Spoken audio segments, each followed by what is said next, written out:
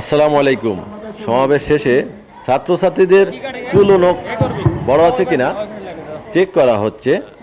আমাদের এখানে কয়েকজন শিক্ষক মাঠে সবাইকে চেক করছে তার চুল ও নখ বড় আছে কিনা। এভাবে আমাদের কেজেইসে মৌখালী ইউনাইটেড একাডেমি পাইকগাছা খুলনা মাঝে মাঝে সমাবেশে এভাবে চেক করা হয় আসলে ছাত্রছাত্রীদের চুল ও নখ বড় আছে কিনা, ছাত্র সুলভ আছে কিনা।